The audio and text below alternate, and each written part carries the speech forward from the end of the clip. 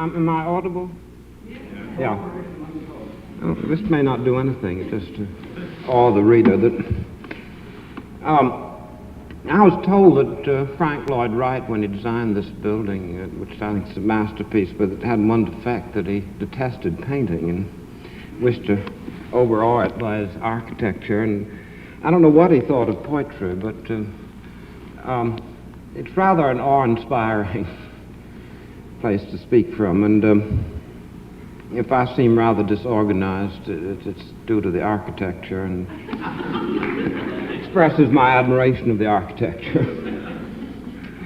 I don't suppose we can all compliment each other, but it's a great honor for me to be on this program with my friend Stanley Kunitz and with John Berryman.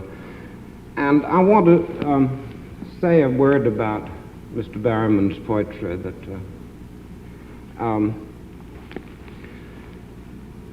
I think he's one of the three poets that people are talking about most now, the other two being Theodore Roethke and Sylvia Plath. And the Berryman people are talking about is the author of these new poems that you will hear, and they're extraordinary in themselves, and they're of a kind that perhaps people didn't expect to see again.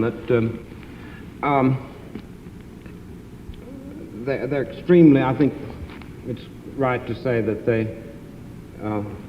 seem quite obscure poems, and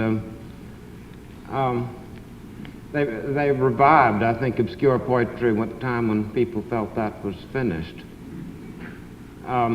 It's a very interesting phenomenon that a lot of the best poetry of the century is extremely difficult, and I don't mean such poems as The Wasteland, which originally seemed difficult and now seems simpler to us than Longfellow almost, but there's certain poems that have remained difficult and that are very great poems.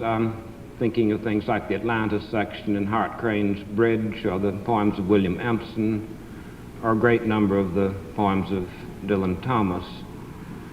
And these people were imitated, and then suddenly people decided they'd be clear. And we've had a tremendous wave of clear poetry. And then suddenly Berryman's poems began to appear when everyone said you can't be unintelligible anymore.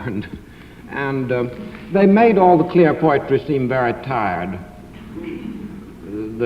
I think all of us were just startled by Berryman's energy and felt our own poems were mannered and tired.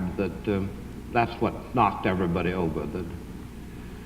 My friend W.D. Snodgrass listened to Berryman last fall, and he was very elated after the reading and said, "This is marvelous stuff." And as the evening went on, I'm told he became absolutely speechless and said, "There's no point in any of the rest of us writing anymore. This tops us so."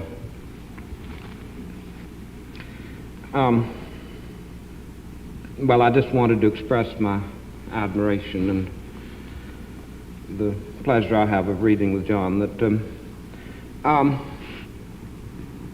I'm going to read 9 poems, and it may be just a little over my half hour. I think it's better to bore people than to shortchange them. And